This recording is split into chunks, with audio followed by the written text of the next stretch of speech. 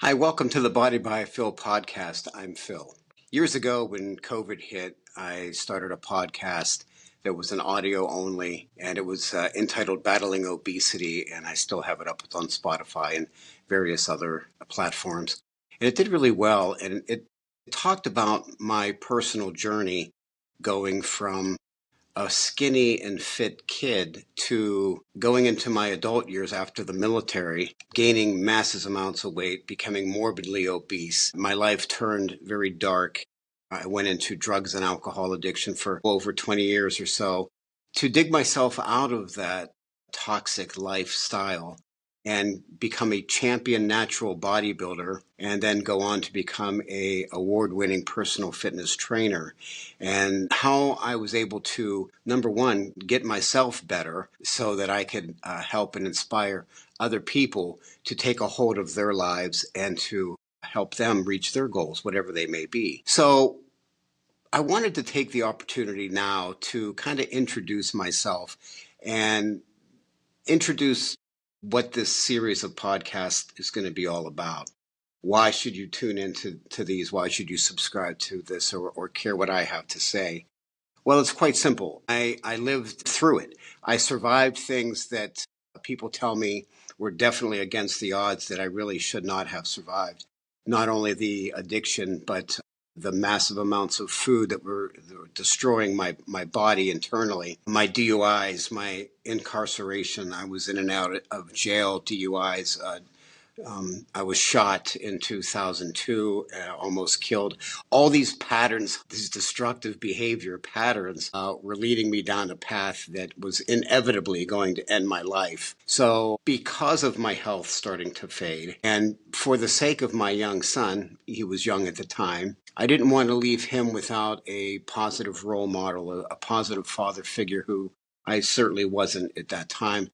And I was in fear for that. I didn't want my son to grow up not knowing who I was. After a full physical, I had to have a gallbladder removed from the damage it had received from all my bad food choices. I lived basically on fast food. I was definitely addicted to it. And of course, with the mass amounts of whiskey and beer and other types of alcohol, my internal body system was like a man in his 70s. My body composition was far older than my physical appearance. And it became very clear to me very quickly that all the choices that I had been making in my life were literally killing me. And if I didn't do something soon, I probably wouldn't have too many more opportunities to make it right. So for the sake of my boy and by the grace of God, I hired a personal fitness trainer. Now, I went into that really not expecting it to do much, really not expecting it to work. I mean, I had tried kicking the food. I had tried to get on a healthier nutrition plan. I had tried to join gyms and try to do this on my own many, many times. And here's how it would start. I would be okay for a couple of days and eat a chicken salad. And then maybe instead of drinking 15 to 25 beers in a night, I would drink 3 to 5. Okay. To me, this was making progress, but that wouldn't last. I would go to the gym a couple of times, really not sure what I was doing in the gym or what I was working or why. So I didn't want to look stupid on a machine, not doing it right, or weight, or wasn't sure how some of the cardio equipment would work. So I'd go in and out of the gym.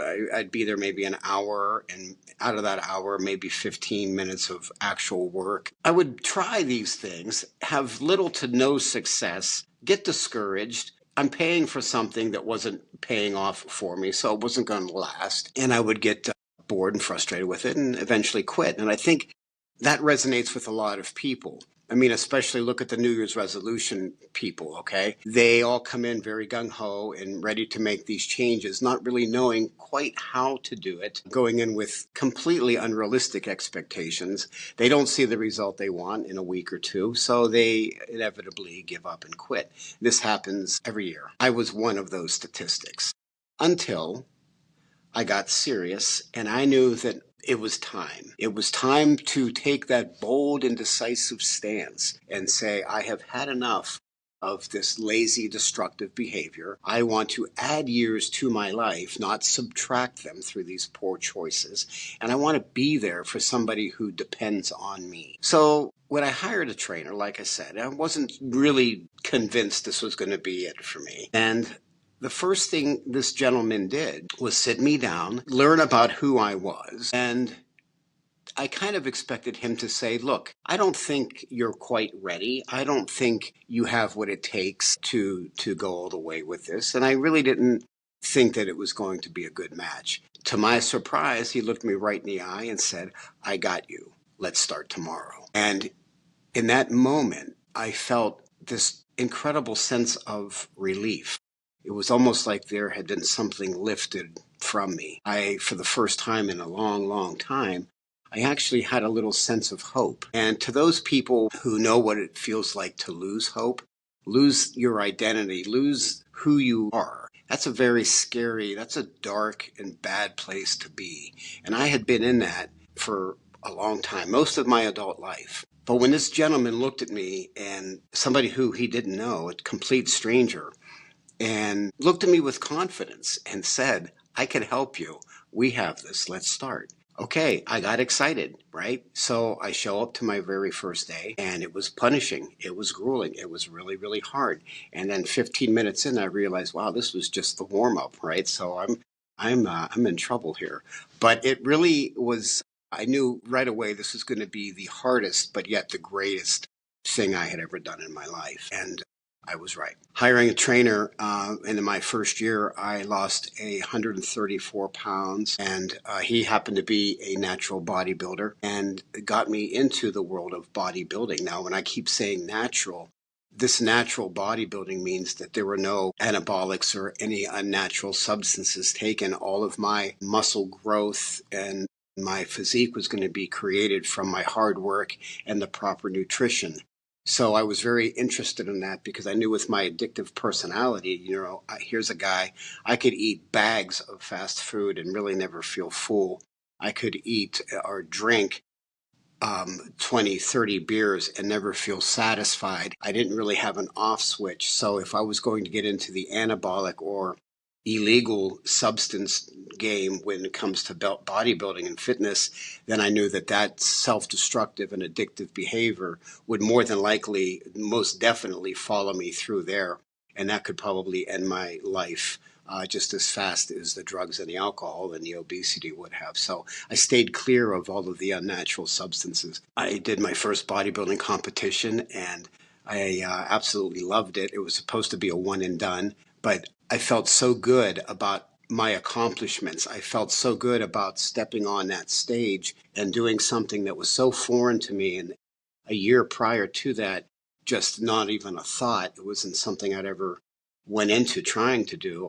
I was really just trying to survive. But through the training and through being around somebody so positive as my trainer was, who believed in me wholeheartedly and knew how to push me well past my limitations. And it really just kind of changed the course of my life. Through that experience, people witnessed this transformation. The same people that would see me in the gym and work out and prepare for a bodybuilding show would come up to me and say, wow, a year ago, what a difference. How did you do this? Could you train me? Can you help me do what you do? I've been coming to this gym for many, many years, and here you were a year later, and you've already reached and exceeded your goal. Can you help me? And I wanted to help them, but I had no idea how. So I went and got my personal training certification, and I started helping people. And seeing people transform the way I did, regardless of their goals. Some people wanted to lose weight. Other people wanted to gain muscle. I did train other bodybuilders who wanted to hit that competitive stage. One of my greatest joys was training youths and getting these good, solid core principles of health and fitness instilled into young minds so that they wouldn't struggle and have to go backwards like I had to do in my 40s. And, it was a domino effect, really. You start with one or two people, and I never really advertised. I never really had to, because somebody who, say, was 400 pounds, and 2 years later, they've hit their goal. If they lost 100, I've had people lose 150 pounds in 1 year. people will take notice of that and they will say, wow, how are you doing this? Most people, here's what they want to hear when they're asked that question. How did you lose this weight? How did you have so much success in the short time that you did? What they would love to hear is say, I took this magic pen, I took this magic pill or shot, I drank this magic potion and everything just fell off. That would be wonderful, but unfortunately it just doesn't quite work that way. To do fitness the way you're supposed to and to have long-term success, it requires a little bit more than that. You have to allow time. You have to allow patience. And above all things, though, you really have to be consistent with your effort. And you really need to have somebody in your corner that knows you, that can help you, that can inspire you and push you. On the hard days when you want to give up, when you don't think you can do this anymore, you need somebody there to say, hey, take a day or two off, recoup, reheal, come back strong, because you can burn out too. You need people in your corner that can recognize these habits and these patterns in you and always be there for you when you're not sure that you can do it yourself. So what I want to put together these episodes here, I want to touch on a different theme every week. There's themes like fitness and nutrition, but there's so much more to it than that. There's motivation. There's a lack of motivation. How do we train when we really aren't feeling it? There's things like how to keep positive when the scale doesn't move. If weight loss is one of your goals, if you're doing everything right and you get on the scale and you gain 3 pounds, does this mean that it's over? No, not at all. It means your body hit a plateau. These are things that you have to learn. I didn't know them. I had to be taught these, and through years and years of a lot of trial and error and seeing other people's successes and failures, you learn as you go. And everybody's an individual, so I think everybody needs to take that individual specific, depending on their needs, their abilities, and what they have access to for fitness. I also want to talk about addiction, because I think addiction comes in many ways, shapes, and forms. Everybody knows of drug and alcohol addiction. I think that's just really common. We hear it all the time. But I never really knew about food addiction, and food addiction is real. I suffered with food addiction. And I got to say, even though I kicked the drugs and the alcohol, the food addiction is still probably the hardest thing because it's so available. It's all around us. People don't judge us as much. If you're shooting up heroin on a street corner, people are going to say, wow, okay, that's not good. But if you're, walking around the streets with a bag of fast food in your hand, that's normal. That's what we do. But we suffer in silence, I think, with that. Me in particular, I could eat a bag of fast food and 10 minutes later go get another one. I just never really got a feel for that. And I didn't understand that I was addicted to this. And I was addicted to, I think, the feeling of eating that. It wasn't so much the food itself. It was trying to fill some sort of absence or void in my life. The drugs and the alcohol and the food, I was trying to fill it with these substances that it wasn't working. And, your body can only take so much of this until it starts to suffer and ultimately fail. So becoming a personal fitness trainer and taking some of these unique experiences that I had, I think have helped me become a very relatable trainer. When somebody comes to me and they're very obese and they're very overweight or out of shape and they're struggling with their sessions and they're struggling, they know that I know how hard it is that they're fighting. I know how hard to push them because I've been in their shoes, and I also know when to back off too. So I want to talk a lot about the motivation. I want to talk about setting goals. Goal setting is absolutely critical. You have to set the most realistic goals, right? We don't just come in and say, okay, I need to lose 140 pounds. I need to do it right away. There is no right away in this game. Right away will just lead you to right away gain it back. And so you want to do things slow and steady and at a good, comfortable pace. When my trainer first looked at me and I said, I got to get this weight off. I got to get this weight off. I got to get myself healthy. He told me to breathe, take a deep breath, relax. And he reminded me that it took me 20 years to put this weight and to get into this horrible condition that I was in, that it was going to take a little bit of time to get it off. I didn't gain it overnight. I didn't learn these bad habits overnight. So how could I expect for everything to change overnight? And where some people might find that discouraging, I felt that refreshing. To me, that seemed kind of like a breath of fresh air that, yeah, you know what? What is the hurry? What is the panic? I would rather do this and have it take time, but do it right, than to have moderate success or a little bit, lose 10 pounds, and then ultimately gain 20 or 30 back. I had played that game for a long time, and I wasn't interested in a yo-yo type success. Gain a little, lose a little, gain it back. I didn't want to do that.